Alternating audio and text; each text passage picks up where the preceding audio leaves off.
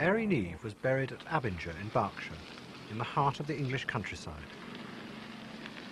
6 weeks later, Mrs. Thatcher won the general election, and the following week a memorial service was held for Ery Neave. In her address, Mrs. Thatcher promised to rebuild the Britain he had fought for in the war.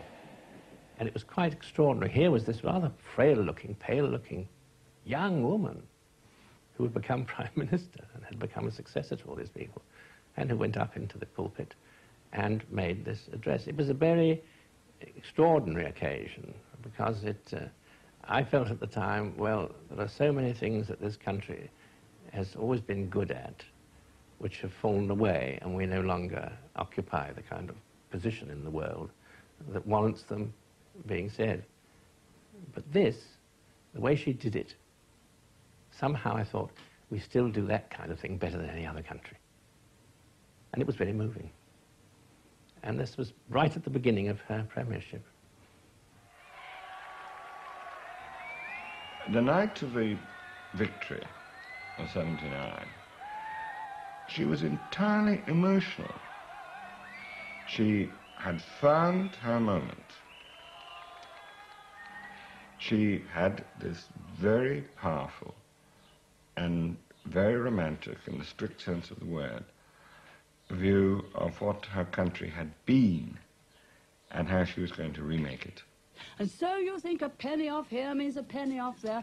Just enlarge your ideas of what this country can do. One of Mrs. Thatcher's aims was to generate a new sense of pride in Britain's past. For over 30 years, monuments to the country's greatness had lain discarded. They had been replaced by modern sculpture. Now that was all to change. Her supporters took up the challenge. One evening I was standing on one of the gates just over there, and I wondered why we have a spotlight on King George V when a man, I think, of national importance down in the square should have the same treatment. Sir Winston Churchill. Bearing in mind he was the right man, the right place at the right time. And I thought, well, this is definitely not on.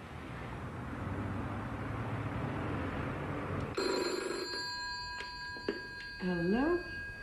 And the next thing I know, I've got a letter in my tray saying, you know, well done, I think your idea is brilliant and all this business, or words to that effect. And, hey presto, the light appeared. It was all due to you? Well, yes, I think yes, I think it was, definitely. Well, it was. There's no question about it. Sir Winston Churchill had 13 models made in his lifetime. Are you anticipating to have lots more sittings for new models? Well, I hope so. This is number 2. It's better than number 1. Mrs. Thatcher quickly established herself as a new kind of leader, driven by a messianic vision. But her party didn't realise the price the country would have to pay to be reborn in her terms. By 1981, the inner cities were torn by riots. Unemployment was nearing 3 million. Those at the top of the Conservative Party were convinced that Mrs. Thatcher's policies risked destroying both their party and the country. Well, the country was in massive economic decline. Huge interest rates, huge inflation rate, massive unemployment rising all the time. Pay rises out of control. The unions still very strong and causing strikes all over the place, making massively unreasonable demands. She'd done 2 years. She was visited by the men in grey suits who said, well, this was a jolly nice experiment and you were, after all, the first woman Prime Minister, but it's not really worked, has it? Why don't you clear off? And she became very isolated for the first time. What she thought in 1981 was that if she lost the battle of the budget that year, all her dreams, all her hopes would have failed. So she stuck to it. And I remember her at the time, again and again, repeating, almost like a mantra, Churchill in 1940, Churchill in 1940, Churchill in 1940.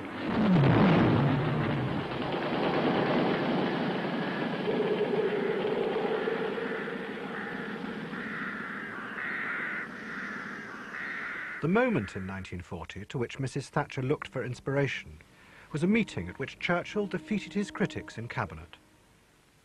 It happened at the end of May. The German armies were pushing the British back towards Dunkirk. Halifax and other ministers wanted to make a deal with Hitler, but Churchill was determined to fight on. He called a meeting of the whole government, including the junior ministers. He made a sweeping, romantic speech. Any idea of negotiation now seemed unworthy of the destiny of a great nation.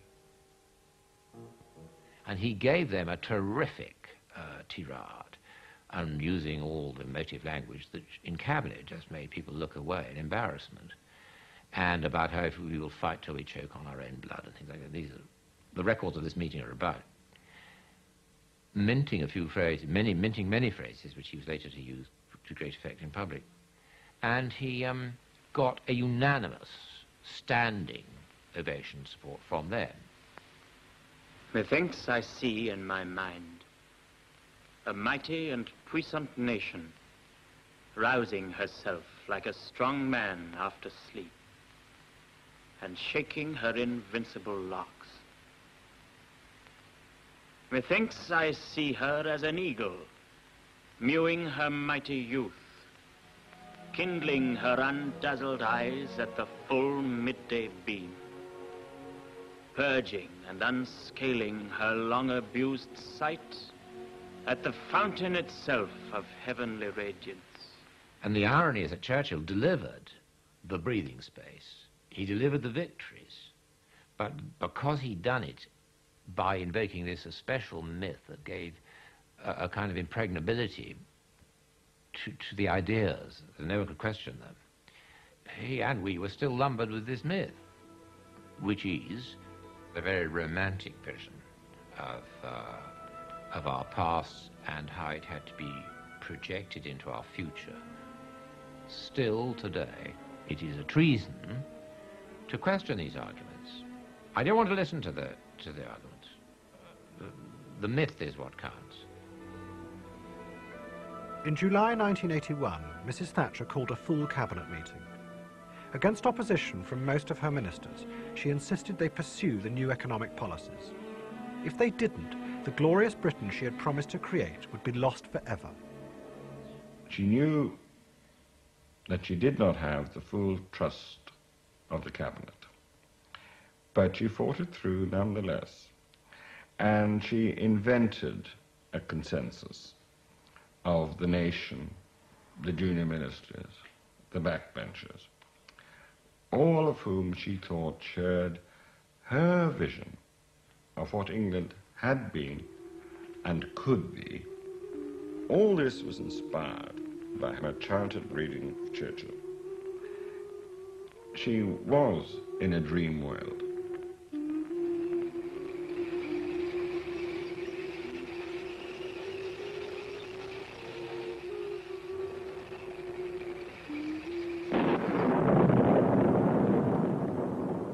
Mrs. Thatcher had overwhelmed her opponents by summoning up a romantic vision of the past.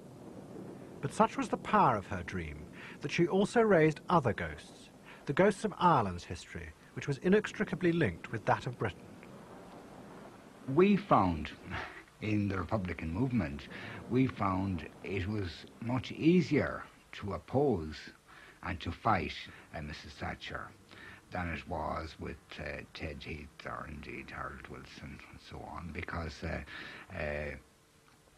Mrs. Thatcher appeared the personification of all that had gone before, of English tyranny, as it was in Ireland. Say hello to the provost, say hello to the brave, say hello to the provost, and Ireland will be saved. Lloyd George and Churchill sent the blackened hands to Ireland. And this was Churchill back again, and that he was no friend of Ireland or of the Irish people. She seemed to bring up all that type of thing again.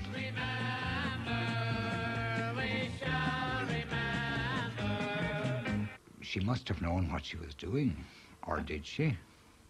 In March 1981, Republican prisoners began a hunger strike in support of their claim for political status. Mrs. Thatcher refused any concessions.